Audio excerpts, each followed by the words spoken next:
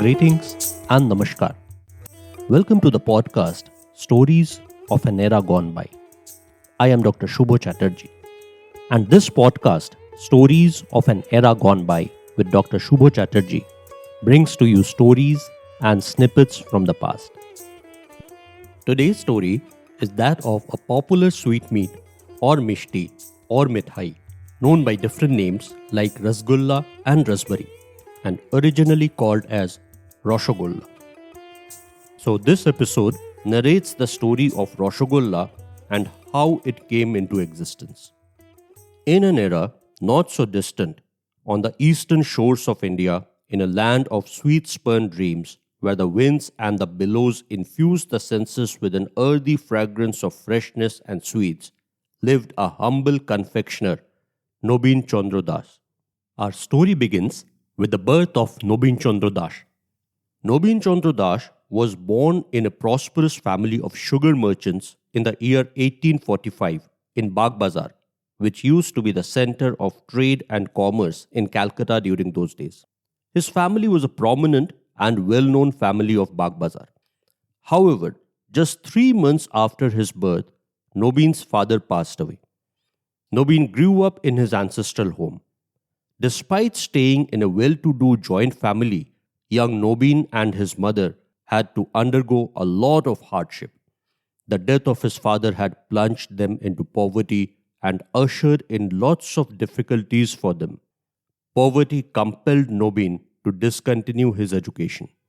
From a young age, he had developed an uncanny interest and knack in cooking, much to the dislike of his paternal relatives who held him in disdain.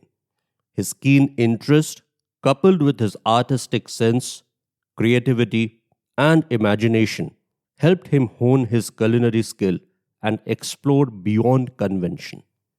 That was the period of Renaissance in Bengal. Revolutionary changes were happening all around. Socio-political awakening manifested itself in the form of aggressively novel approaches and innovations in literature, music, art, philosophy, religion, and various fields of intellectual inquiry. The air in Bengal smelt of innovation and awakening. Imaginative and explorative as he was, Nobin Chandra also started harboring a dream of inventing something new, something so delectable and so different that it would give a new dimension to the art of sweet making.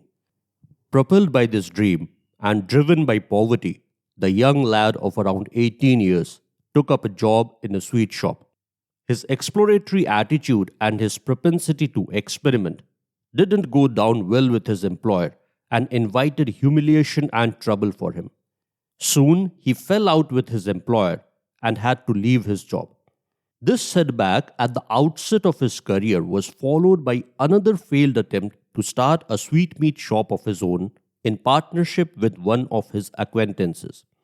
Inexperience, lack of business acumen, and incompatibility with his partner led to the failure of this venture. Driven by his creative passion and spurred by his dream to invent something new, Nobin Chandra had a compelling reason to start all over again. He gathered all his resources and rented a shop in the area in Bagh Bazar from where he initiated his career as a confectioner. The odds were all against him. Nobin was low on financial resources. Because of the social norms present in those days, a confectioner or a chef was not held in high esteem. The social class to which Nobin actually belonged looked down upon the profession of a confectioner. His family and acquaintances disdainfully called him Moira, which roughly translates to halwai in Hindi and confectioner in English. Despite all the odds, Nobin was determined to succeed. In this new venture, he embarked on a journey to make a delectable, syrupy, round, soft, and succulent sweetmeat using cottage cheese. Thus began his hunt for a soft, sweet, spongy dumpling that would melt in the mouth, titillating the taste buds, leaving a memorable aftertaste and a craving for one more. Nobin's new workplace became his laboratory, and he started experimenting rigorously with cheese balls and sugar syrup. Till that period, Indian sweetmeats were mainly made of either lentils or condensed milk, referred to as the khoa. Cottage cheese or cheese in any form was not present as a regular part of Indian cuisine. As milk was offered to the gods, curdling of milk to make cheese was considered sacrilegious. On the other hand, the Portuguese and the Dutch were adept at making cheese. Thus, the concept of using cheese as food had gradually started gaining some acceptance and popularity after the Portuguese came to India. Indians are said to have learned the art of making cheese from these Europeans. However, the cheese made by Indians by curdling milk with the extracts or juice of a citrus fruit, usually lemon, had a coarse texture and was granular with no binding capacity. Nobin Chandra Das decided to make use of this cottage cheese to make the new round-shaped mishti or sweetmeat, which would be pearly white in appearance. Cottage cheese is referred to as chhana in Bangla and chhena in Hindi. The name has been derived from the Sanskrit word chin, which means torn apart. The use of chhena would render the desired softness and white appearance to the sweetmeat that Nobin aspired to make. With the envisaged goal of a new invention, Nobin set out to achieve his dreams. Day in and day out, he would conduct experiments using various concoctions, mixtures, and processes. Day after day, week after week, and month after month, he continued with his trials, tirelessly and relentlessly. But every time he would put the cheese balls into the boiling sugar syrup, the cheese balls would either disintegrate and scatter or would get charred. No amount of improvisation would be able to prevent the balls of cottage cheese from disintegrating. No matter how hard he tried, the solution always evaded him. It was during this period of repeated trials and failures, Nobin stumbled upon the Portuguese and Dutch process of cheese making. Nobin came across some European inhabitants of the city and got to know from them that the Europeans make cheese by curdling milk with lactic acid obtained from whey. The cheese produced using this process had a very smooth texture, was very fine, and had a high binding capacity, unlike that made by the Indian confectioners and households. Nobin had found an answer to all his queries and riddles. The conundrum that kept him awake for ages finally seemed to have been solved. With hopes, anticipations, and apprehensions, Nobin rushed back to his workshop. Armed with the newly acquired knowledge and using the process that he had just learned, the young confectioner again prepared the chhena and rolled them into white round balls. With a sparkle in his eyes, hopes in his heart, and prayers on his lips, he rolled the white round lumps into the sugary syrup.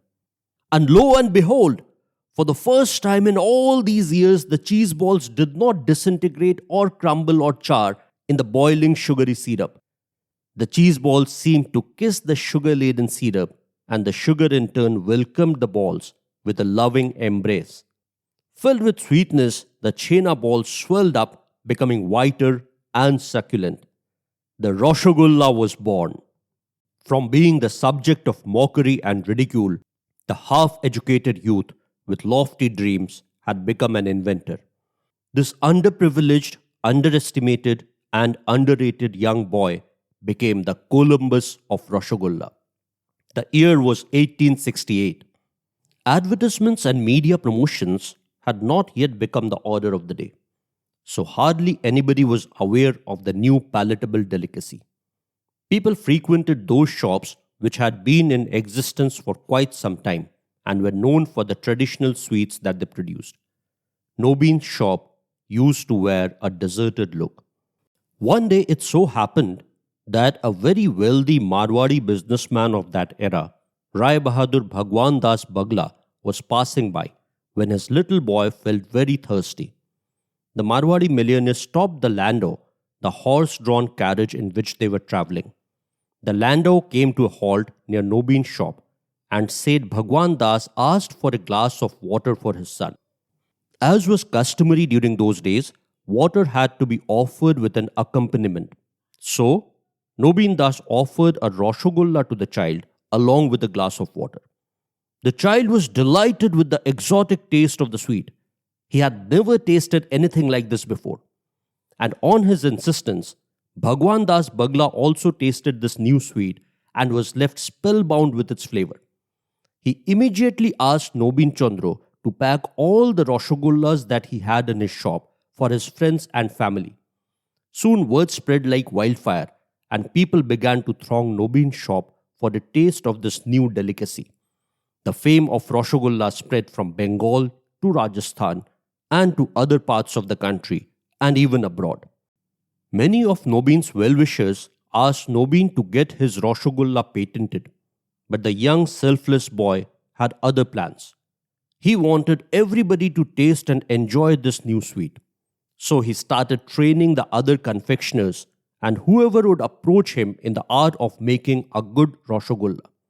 And in this way, the flavors of Roshogolla spread from a nondescript shop in Bagh Bazar to the entire country and beyond.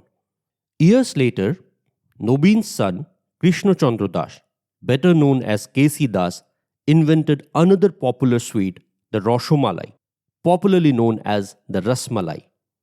There is another strongly held belief about the story of Roshogolla.